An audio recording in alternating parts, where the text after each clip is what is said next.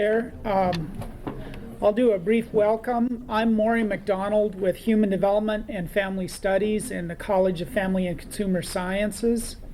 Our college has organized tonight's lecture as the first of the spring activities for the ISU theme year on strengthening the family. Our other sponsors for this University Committee on Lectures event are the Liberal Arts and Sciences Miller Lecture Fund, the Department of Psychology, and the Government of the Student Body's Committee on Lectures. I'd like to thank all of those sponsors for helping us bring Jim to campus here tonight. My other duty is to introduce Michael Cleveland. Mike is a doctoral student in Human Development and Family Studies, and he'll introduce our speaker.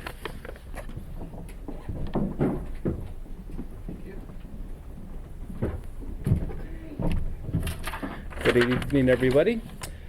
It is a very special pleasure for me as a graduate student in Human Development and Family Studies and as a person interested in the topics that you're going to be hearing tonight to introduce our speaker to you tonight. And anyone who is interested in learning about youth violence and prevention needs to become familiar, in my opinion, with the work of Dr. James Garbarino.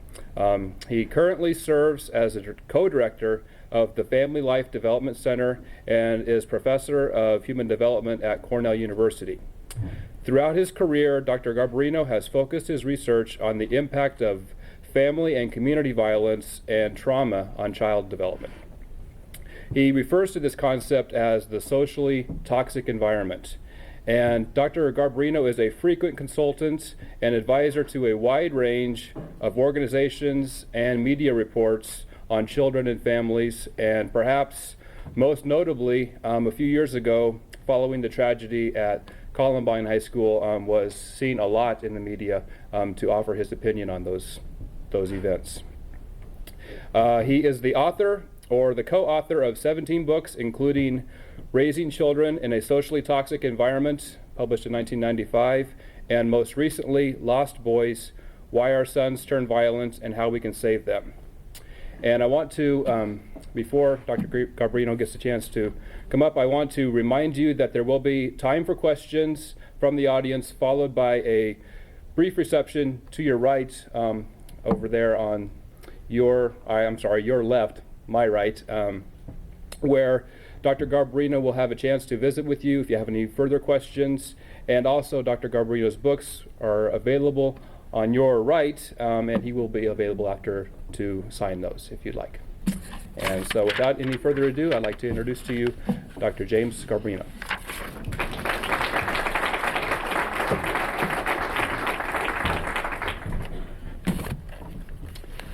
Well, thank you to the brave of those amongst you who braved the ice and the cold and the wet, and even to the students who could walk over.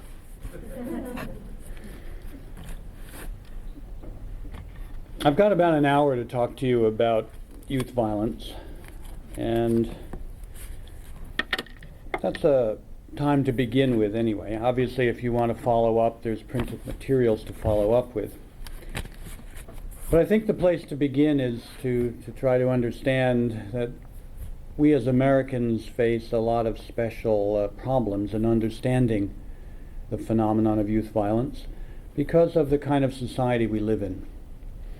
And we live in a society in which violence is so much a part of the culture, it's so much a part of what's normal, that it's hard to see it right in front of our very eyes.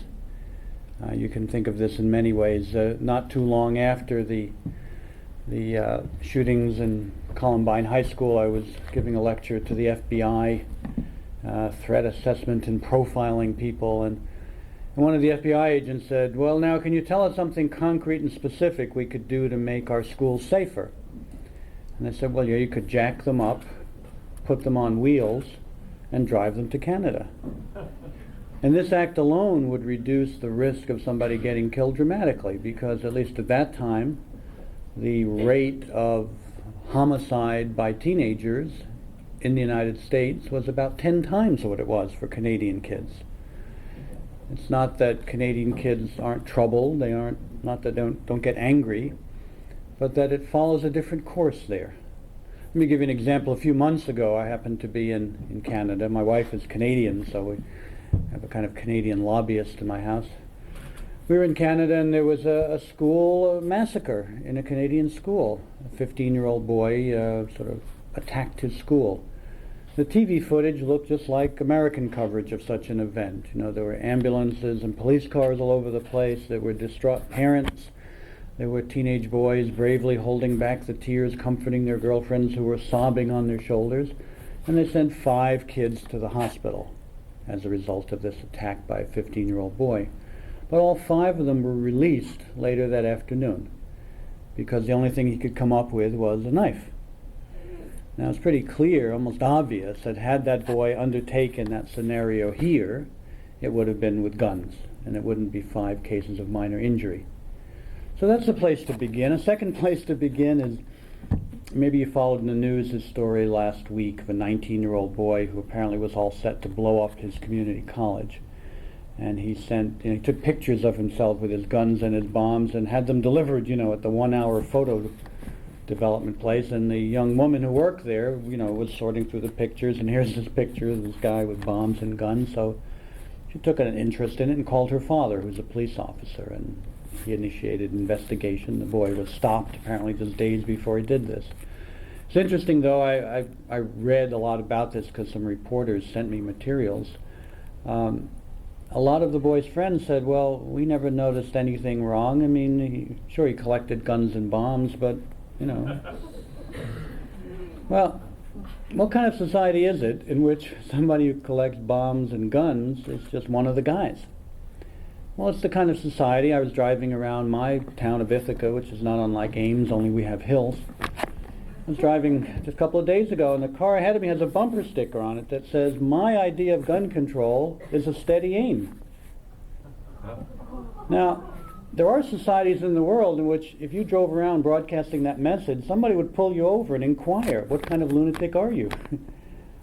But this is kind of normal American behavior.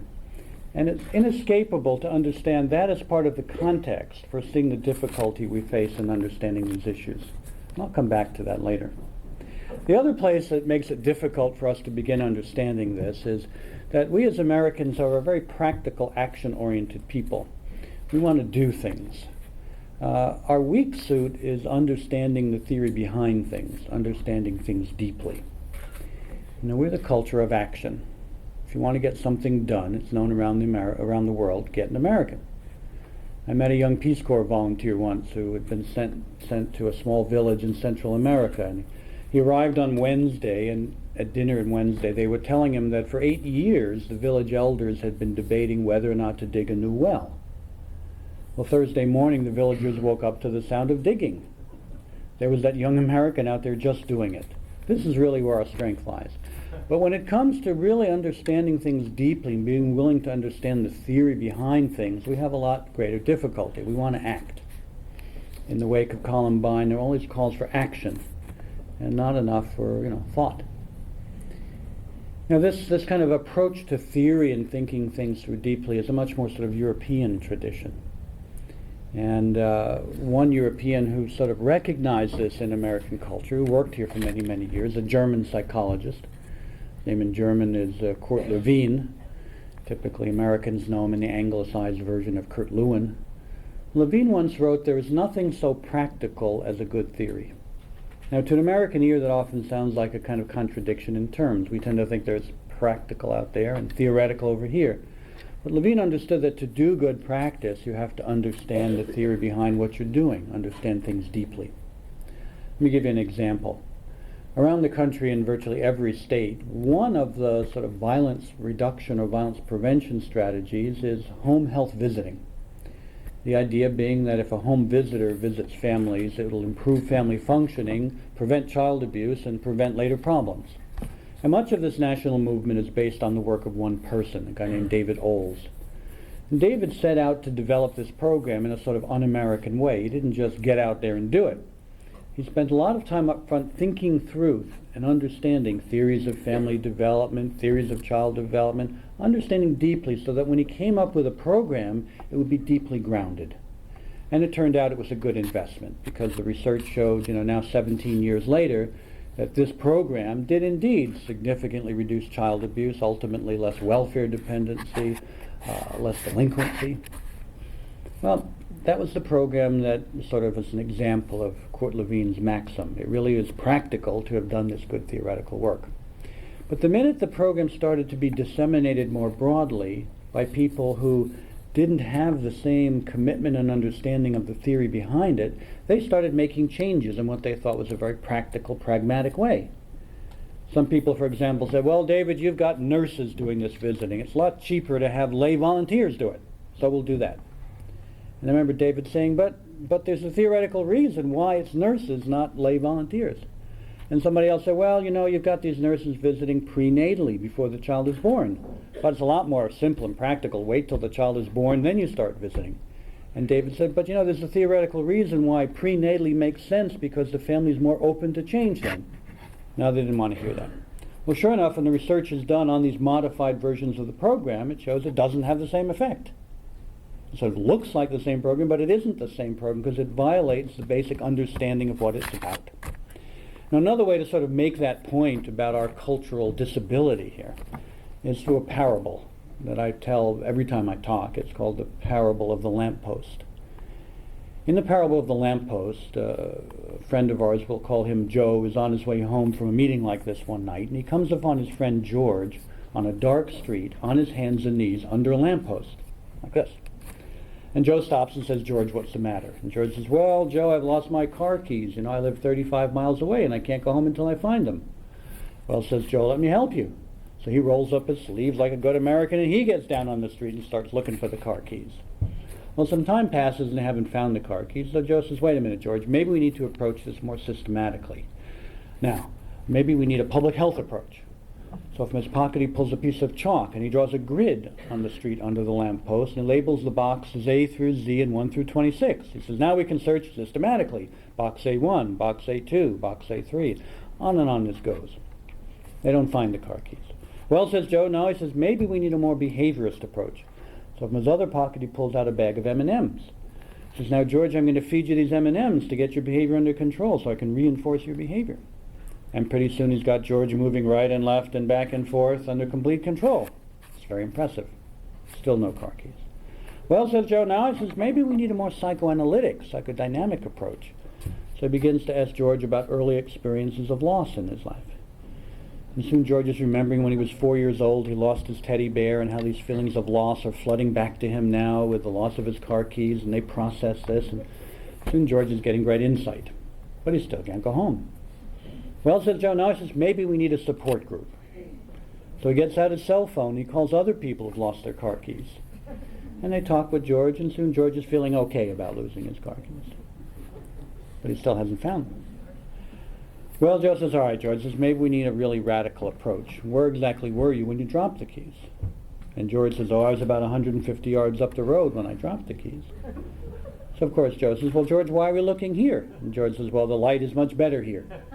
And the reason why this is such an important parable for us is there are so many forces at work around us and inside us to get us to look where the light is good when we're dealing with these issues.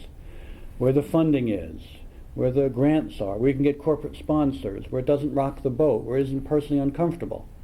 But the point of the parable, of course, is if the issues really lie up in the dark places people don't want to go, you don't solve it no matter how good you get under the lamppost. And when it comes to dealing with issues of violence in kids, we have a long history of what you might call lamppost programs. For example, 25, 30 years ago, there was a program called Scared Straight. This is a very popular national program, really a lamppost program. The idea was you'd take kids to a prison, career criminals would lecture them on how terrible it is to be in prison. The kids will be so scared, you'll be beaten, you'll be raped, you'll be robbed. They'll be so scared, they'll be scared straight. Well, sounds so easy. I mean, you don't need to deal with racism or poverty or drugs or guns, just ship them off to a prison. In fact, they made it even easier. They made a video about it. So you don't have to take the kids to the prison, just show them the video. And away goes delinquency down the drain. Well, it sounds almost too good to be true. Well, when the research was done, it turned out it was too good to be true. Didn't eliminate delinquency. In fact, a couple of studies found that for the most high-risk kids, it actually made them worse. Because the message the really high-risk kids got was, I'm going to have to be really tough when I go to prison. Well, of course, Court Levine would be looking down and saying, well, why would you think that would eliminate delinquency? What's the theory behind it? And there really isn't one. Comparable example today, of course, is the DARE program. Over $250 million spent on the DARE program every year, and the research shows it doesn't do it. One of my graduate students reviewed all the research. He said, here's what the research shows. Everyone loves it, and it doesn't do any good. Like a classic lamppost program. You know, kids love it. Got a police officer bringing a suitcase full of drugs to school. Sounds like a good time to a lot of kids. Teachers love it. Somebody teaches your class for 10 weeks. But there's no theoretical reason why it should work, and it doesn't. Again, there's a couple of studies that show while for rural kids and urban kids it doesn't seem to do much of anything, a couple of studies showed for some suburban kids it actually increased drug use, which puts a very different spin on those suburban SUVs driving around with proud to be a DARE parent on the back. The point is that we have to be willing to, not just jump to the easy solution, but to look more deeply. And to do that, we need to augment the tools we have intellectually to understand this stuff. And that's where I want to focus most of our attention. The first of these tools is what, at least where I come from, we call an ecological perspective on human development. Which means if you look at the science, the research on human development, basically what you find is that rarely, if ever, is there a simple, unvarying cause-effect relationship. That X causes Y for everyone in every situation, in every place and time and group. No, what you find is if you say, does X cause Y, the best scientific answer is typically, it depends. It depends on a lot of things. Who, what, where, how. One of my favorite examples is a classic study from Eleanor Maccabee, one of the big figures in child development research. 30-something years ago, she did this study asking the question, does the amount of babbling a baby does predict its IQ scores at age 4? It's the kind of wacky, basic child development research people do.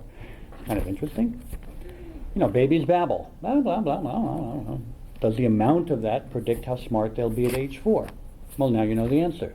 It depends. It turned out for girls, the answer was basically yes. There was a strong correlation between babbling and IQ. And for boys, there was no relationship whatsoever. The correlation was essentially 0. So babbling predicts for girls, but not for boys. And this is the kind of way that a lot of things follow, if you allow yourself to look at enough different settings. For example, 25 years ago, a study asked, are kids born with minor neurological damage more likely to end up as violent teenagers? Well, it turned out if those neurologically damaged children were growing up in well-functioning families and communities, they were no more likely than biologically normal children to end up as violent teenagers. But if those neurologically damaged children were growing up in abusive families and dysfunctional communities, they were 4 times as likely. A study done in Sweden asked the question, are kids with a biological parent in jail more likely to end up with criminal records if they are adopted into new families? Well, it turned out if they were adopted into low-risk, high-resource, well-functioning families, then 12% of these kids ended up with a criminal record. But if those same babies were adopted into high-risk, low-resource families, 40% ended up with a criminal record. Same biological babies, through almost 4 times the likelihood of having a criminal record as a function of the family context they were placed into. A study in France looked at kids who were abandoned by their mothers and adopted, and compared their IQ scores with their biological brothers and sisters. The adopted kids who were adopted into, willing, able, interested families had IQ scores 14 points higher than their brothers and sisters because of the family they grew up in. So this kind of thinking is essential in all of our questions here. Does X cause Y? It even extends to programs. People are always asking, does this program work? And the best answer is almost always, it depends. Almost any program works for somebody, and almost no program works for everybody.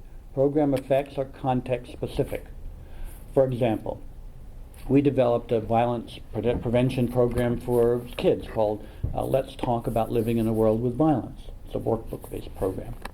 Well, we did an evaluation study. We did it with 3rd graders and 6th graders. Now, if you just did it with 6th graders and you said, does the program work? The question would be no. If you just did it with third graders, the answer would be yes. Turns out the program does significantly reduce aggression for third graders, but not for sixth graders. And more than that, we look at third graders in highly violent neighborhoods and third graders in moderately violent neighborhoods, and the effect is much bigger preventing aggression in the moderately violent neighborhoods for third graders than the highly violent neighborhood. And even David Oll's home visiting program, which, quote, works, it turns out it worked for first births to single mothers, but not to later births for married mothers. And now in the 17-year follow-up just finished at my colleagues at Cornell, it turned out it worked for single mothers in their first births if the mother wasn't living with an abusive man. If she was living with an abusive man, it negated the effect of the home visitor. This is frustrating stuff because we want yes or no, and the answer is almost always, it depends. Mentoring programs. You know, if you tour the country, you know that mentoring programs have moved into the pantheon of kind of ultimate American goods. You know, there's apple pie, motherhood, the flag, and mentoring. You can go into a meeting of really tough, kind of hard-bitten corporate executives, and you say mentoring, and their eyes mist up, you know, oh, mentoring is so wonderful. One of the reasons being, of course, that mentoring often offers the hope of social change without changing anything. Well, does mentoring work? Well, you know the answer, it depends. Turns out, for example, it takes 2.5 years of mentoring to really have a reliable positive effect on kids. Much less than that, you may actually have negative effects. Well, so if you're starting a mentoring program, once you get the pedophiles out, get the short-termers out too. Because both are probably doing harm. You know, can you commit to 3 years of mentoring? If not, you probably shouldn't be in a mentoring program. Well, does mentoring work? It depends. It depends, it depends, it depends. This goes on and on and on. The second tool is to understand the accumulation of risk and of opportunity. Once again, the science of development, I think, shows us that rarely, if ever, does a single risk factor account for much in the outcome of a child's life. Rather, it is the build-up or the accumulation. You know, in the wake of the Columbine shootings, this book of mine, Lost Boys, just happened to reach journalists the morning of the Columbine shootings, which is why it got so much attention. But over and over again, journalists would say, what is the cause of this? And I would say there is no cause. There is only the accumulation of risk factors beyond the breaking point. Like a boy is building a tower of blocks, block after block after block. Finally, you put one more block on the tower, and it falls over. You don't really want to say that block is the cause, because you know if that block came first and some other block came later, the later block would appear to be the cause. And you know, if that block sits by itself on the table, it's not going to fall over at all. And this is a good metaphor for what we're talking about. For example, a study by Arnold Samaroff makes this point. Now, Samaroff was looking at risk accumulation and its effect on intellectual development. Now, intellectual development, of course, is important for many reasons, school success, but also for coping. It turns out in mental health research that at least average level of intellectual competence is one of the pillars of coping and resilience, which makes sense, that if you're trying to cope with life with less than average intellectual competence, you've got one hand tied behind your back, and 2 hands are better than 1. So the goal is to get to an IQ score of 100, simplistically speaking. If you were drawing this in your notes, you have a little graph. On the vertical axis, you have a measure of IQ scores, 80, 90, 100, 110, 120. On the horizontal plane, you simply have how many risk factors are present in the child's life. And Samaroff studied 8 that are pretty commonly used. Absent parent, poverty, exposure to racism, mental illness in a parent, drug abuse in a parent, large family size, low educational attainment in a parent, and child abuse. Now, with none of these risk factors, the average IQ scores of the kids are 119. We say 100 is average, but that's average for everybody. Average without these risk factors is 119. You know, Garrison Keillor says in Lake Wobegon, all the children are above average. Well, that's why. If you're a guidance counselor in an upscale school district, you deal with this all the time. You know, every parent's walking into your office saying, well, my child is gifted. You say, get out of here, they're all gifted. The average score is 119 for the whole district. Well, the interesting thing, though, is what happens as you start adding risk factors. How about 1? And it turns out they all weigh about equally. You add 1, the average IQ scores are 116. Still terrific. Add 2, child abuse and poverty, drug abuse and child abuse, any 2, and there's still 113. The message is that the average kid has the capacity to cope with significant risk. Human beings are not wimps. We can handle stuff. I'm sure we go around this room and find that many of us had 2 of those risk factors, and we're here thriving. You know, people have pointed out if human beings were wimps, we would have died out a long time ago. I mean, the first time some saber-toothed tiger growled at us, it would have gone, oh, I can't stand it. You know, it's the end of the human race. But no, we can handle adversity. 2 risk factors, the average kid is doing fine. But this is not unlimited, because with 4 risk factors, the average IQ score is 93. So it stays, and then between 2 and 4, it just tails off. And the average kid cannot handle 4. The extraordinary kid might be able to, but the average kid is in big trouble. The metaphor I bring to my students is to bring 4 tennis balls. Probably should have put them in my pack. I can manage 1 tennis ball. Almost anybody could. There's 1 risk factor. How about 2 risk factors? Well, 2 tennis balls, you can do that. Most anybody can do that. How about 3 tennis balls? Well, now you need to learn how to juggle. But it turns out the average person can learn to juggle 3 tennis balls. You get one of these videos, a little booklet, practice, you'll be doing it by tomorrow. 4 tennis balls? I still can't juggle 4 tennis balls. The average person can't learn to juggle 4 tennis balls. It's too demanding for the average person. And that's what risk accumulation is like. So this has implications for programming because it tells us, look, the problem is not child abuse. The problem is not poverty. The problem is not low educational attainment. The problem is not absent parents. It is the clumping together of these things beyond children's capacity to cope. That's why if somebody says to me, what's the effect of father absence? Well, it depends. What else is going on? If it's the only risk factor, you'll probably be fine. That's one reason why these perplexing reviews of research on child abuse have come out recently. Separating child abuse out by itself and finding no particular long-term consequence.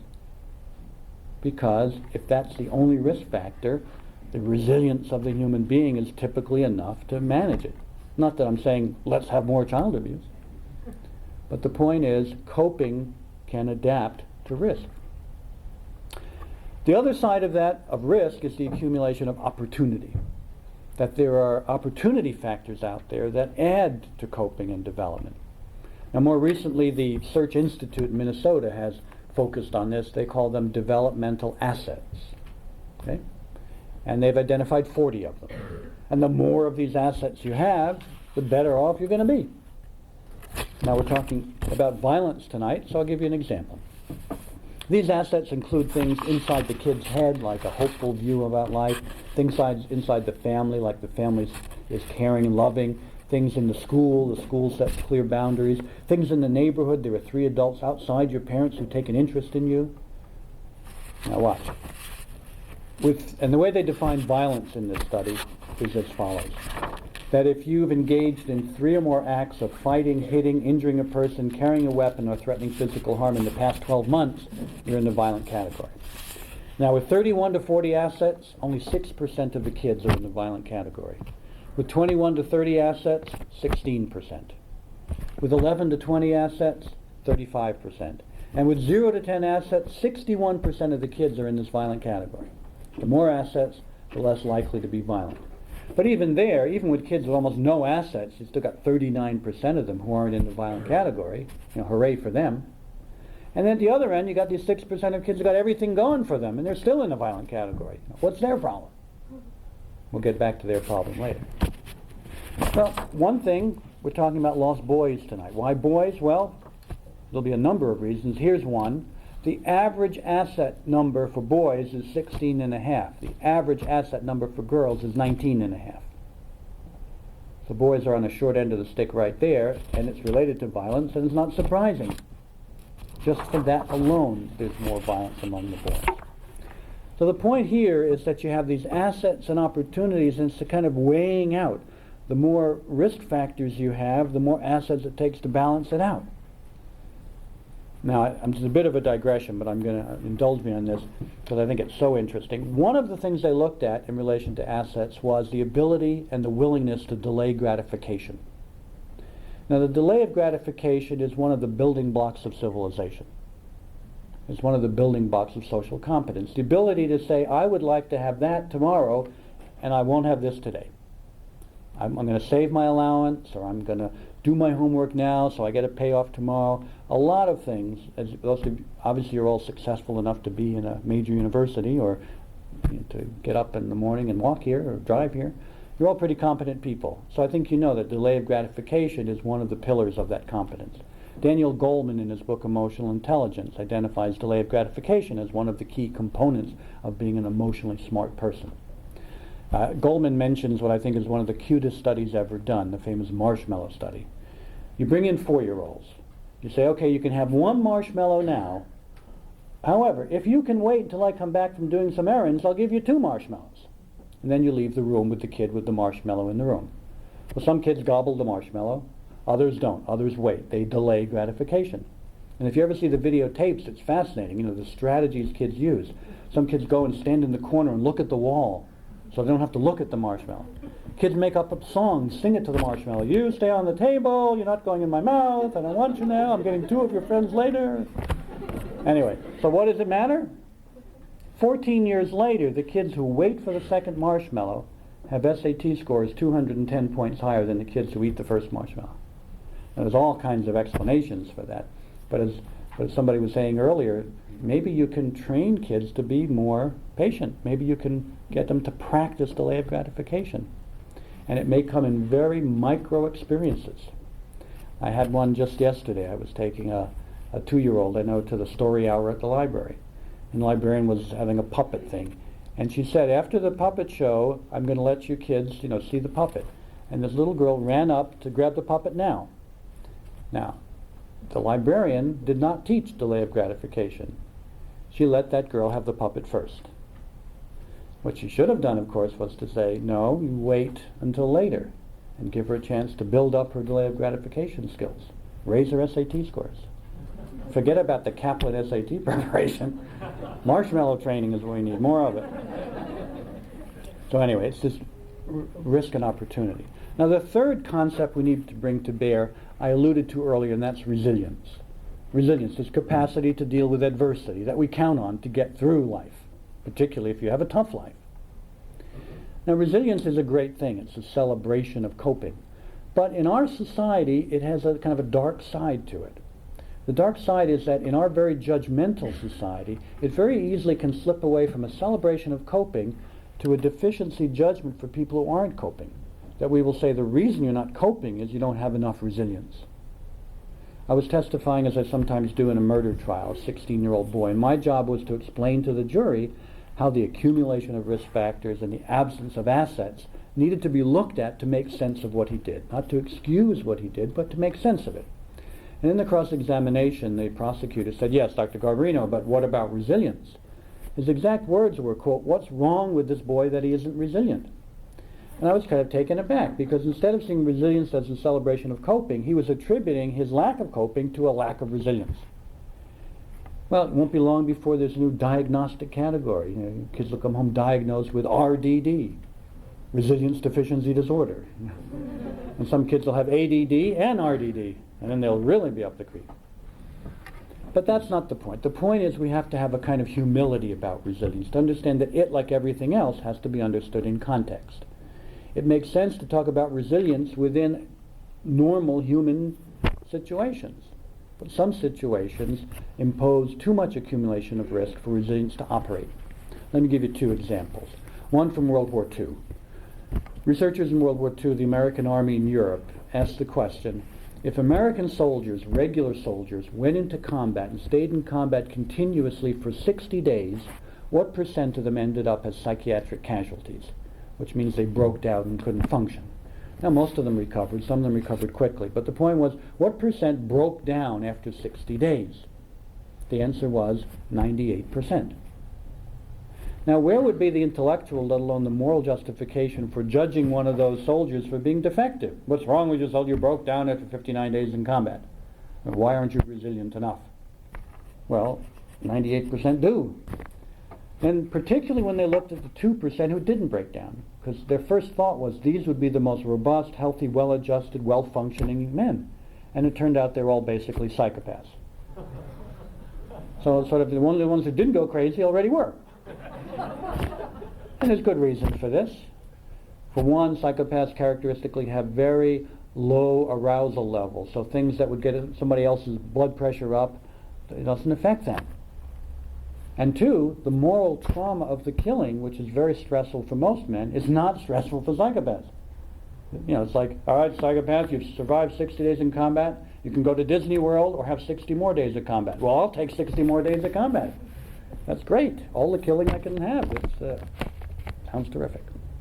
A very humbling kind of study. And should, you know, anybody who sees a soldier who's a psychiatric casualty should give them an intellectual basis for compassion. Well, Patrick Tolan in Chicago has done sort of the domestic equivalent of that. Tolan asked the question, what percent of kids break down if you pile enough risk on them? And the way he measured breaking down was either their mental health breaks down to the point at which they need professional mental health services, or their academic development breaks down to the point at which they need remedial special education. One or both forms of breaking down. Now here are the risk factors. One, he says, we'll look at kids who are abused and neglected. And we know that's a risk factor by itself, but in real life we know it also comes as part of a package of risk factors. I mean, it's pretty rare to say, here's a family, totally well-functioning, loving family, and oh, by the way, they abuse their children. It doesn't happen that way mostly. It's mostly families who abuse their kids. It's an indicator of a larger systemic problem. So that's one clump of risk factors. Two, they're abused and neglected, and they live in the most violent and impoverished neighborhoods of Chicago. Now, these are neighborhoods, when I worked there for 9 years, we used to call war zones. Not just to be the sort of rhetorically flamboyant, but because the exposure of kids to chronic violence is much more like living in a war zone. Let me make it concrete for you. How many people in this room ever personally witnessed a homicide? Now, there aren't even any hands raised. Maybe there's somebody who doesn't feel comfortable. But typically, you know, other than in Iowa, maybe one or two people will raise their hand to that question in an audience of this size. All right, that's pretty normal for the nation as a whole.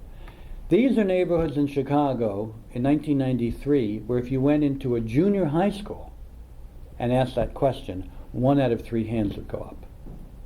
You know, from virtually none in this group to 1 out of 3 among 14 and 15-year-olds.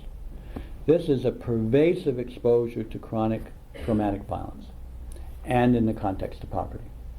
So you got those two risk factors. The third one, Tolan says, let's look at these kids between the ages of 13 and 15, because that's the period when all that's been building up in childhood comes to fruition. To a large extent, adolescence is simply the coming to fruition of childhood experience and development, an intensification of that. So, for example, Aaron Abada's research on teenage depression points out mostly depressed teenagers were sad children. I mean, there are happy-go-lucky children who become depressed teenagers, but much more common is sad children who intensify into depressed teenagers. The same is true of violence and aggression. By and large, violent teenagers were aggressive children. By age 8, patterns of aggression begin to stabilize and become predictive. So if you go into a classroom of 8-year-olds and ask, who are the kids in our class who hit and punch and hurt and knock people down?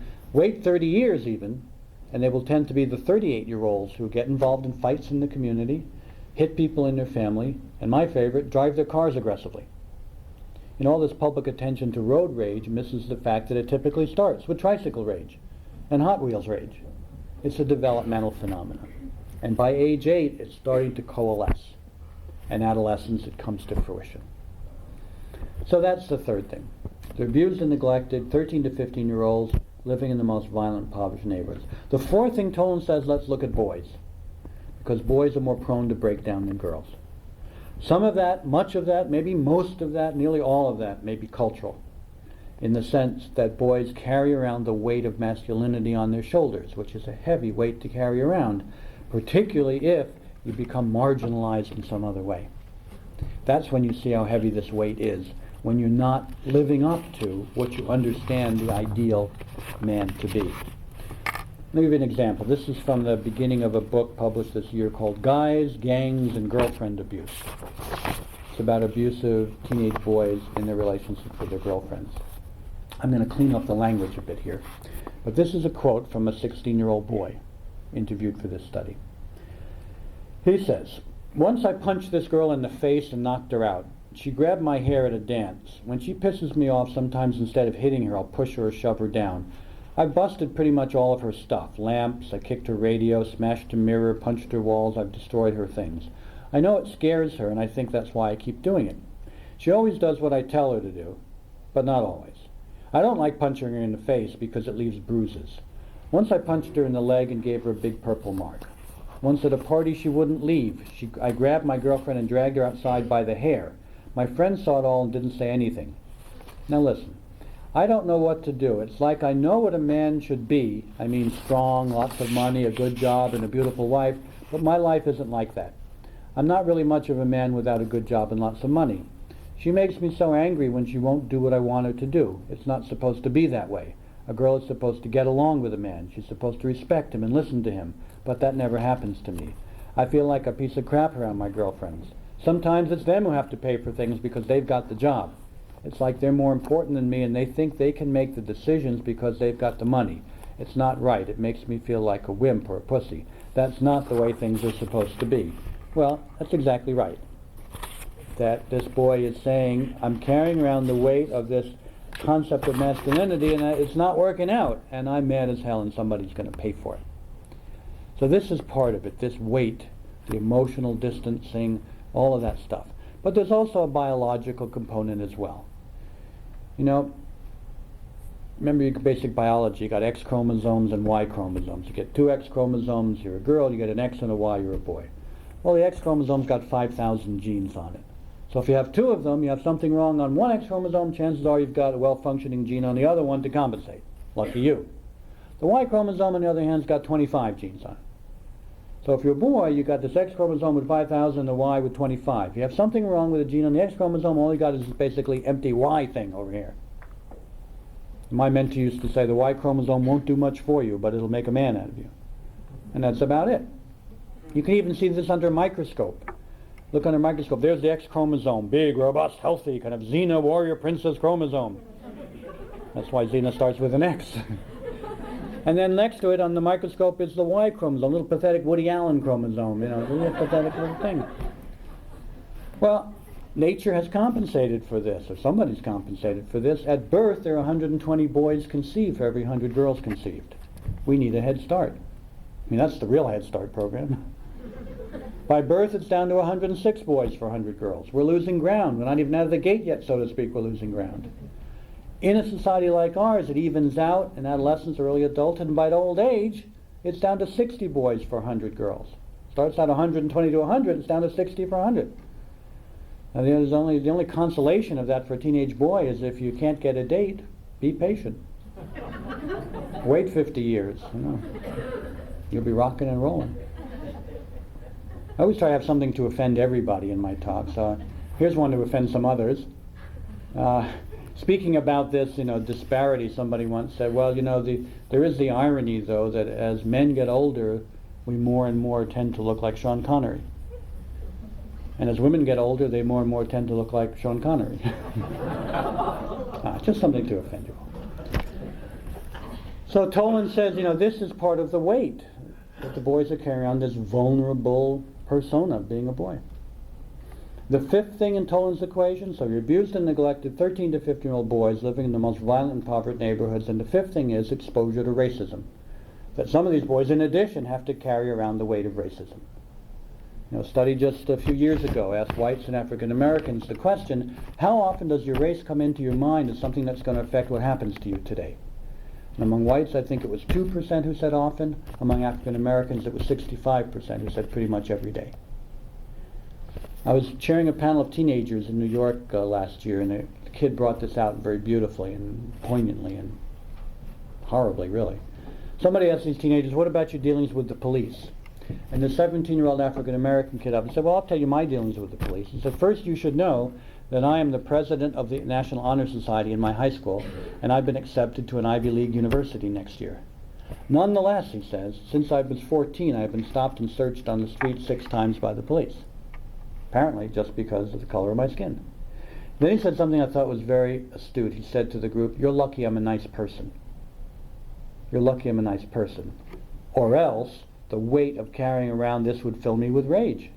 In effect, he's saying, you're lucky this is the only risk factor I'm carrying around. But if I had all these other risk factors, you know, there'd be hell to pay.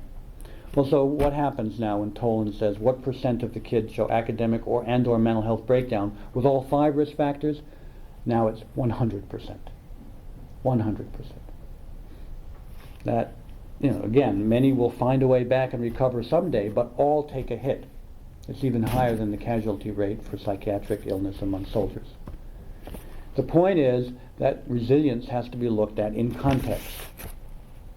That it's not simply say, are kids resilient, but in what situation, in what context, what are they dealing with?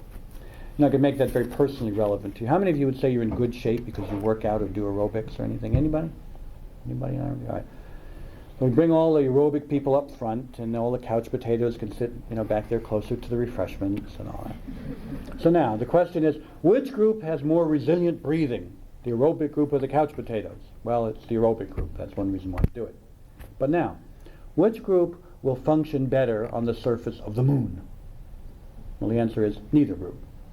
All the aerobics in the world will not allow you to function on the surface of the moon. You're going to die. That here's an environmental context that overwhelms individual differences in resilience. And we need that kind of humility. Sometimes people say of these kids I interview in prison, say like, why can't they participate more fully in the program? My first thought is, how do they get up in the morning? How do they get up in the morning and face the day given what they're carrying around? Have a little humility. The next key concept in understanding all of this is temperament. To understand that kids come to us with different packages of attributes. Active, passive, soothable, irritable. If you don't have any children, it's easy to disbelieve in temperament. If you don't actually have any children, it's easy to think all children are alike. When I was a young whippersnapper, before I had kids, I was inclined. I would tell my mother, no, Mom, all kids are alike and are perfectly malleable. Well, if you have one child, you may still disbelieve in temperament. You think that your child is what all children are like. But if you have 2 or more children, you tend to believe in temperament. You tend to recognize they come in varieties. Now, I have 2 biological children. My daughter, in her college entrance essay, wrote that she was the Mercedes-Benz of babies.